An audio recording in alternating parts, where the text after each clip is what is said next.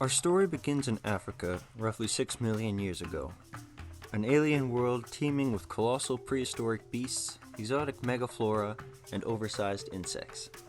It's been home to millions of different species over eons, most notably a small group of seemingly insignificant apes, humans. Throughout this film, we will traverse through time to better understand the origins of humanity, from our humble beginnings wandering the African plains to becoming the most influential species on the planet, and everything in between.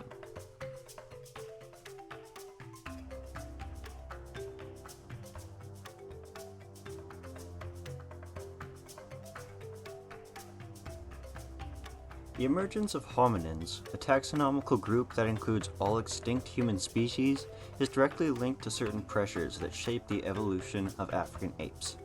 Around 5 to 7 million years ago, during the Miocene era and early Pliocene era, eastern and southern Africa saw a gradual shift to drier, more arid plains.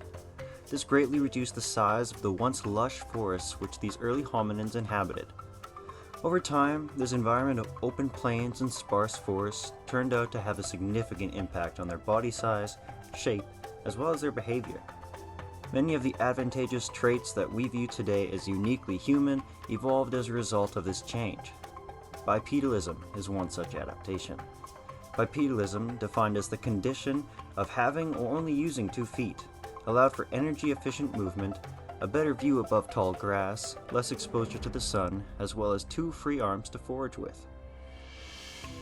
This new line of bipedal hominins spread across southern and eastern Africa, with many different species and subspecies filling different ecological niches. They were called Australopiths, Latin for southern ape. Being an extremely large and diverse group that thrived for around 2 million years, they left behind a plethora of fossil remains for us to discover.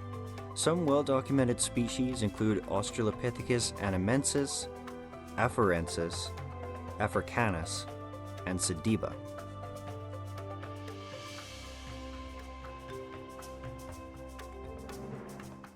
They were characterized by having larger brains than previous apes, walking upright, having smaller teeth, less hair, as well as engaging in very simplistic tool use. Many scientists credit earlier species as being the missing links between our evolution and that of modern chimpanzees, a sort of transitionary species that paved the way for our modern ancestors. Despite their success, Australopiths didn't have it easy. Their environment was crawling with predators, big and small. Prehistoric lions, leopards, hyenas, and snakes were only few of the dangers that lurked the open grassland. On top of this, the extremely hot climate and lack of tree cover made foraging a perilous, long-distance journey.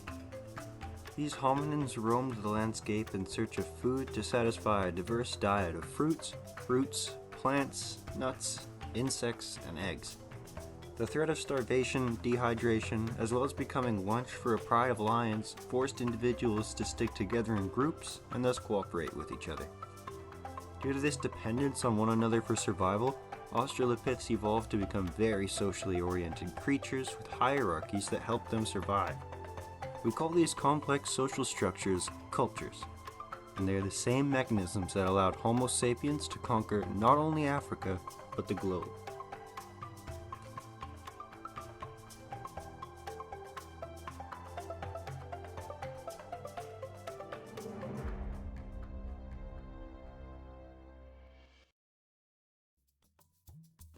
As Australopithecines began to die out around 2 million years ago, some species continued to evolve, giving rise to the infamous genus Homo.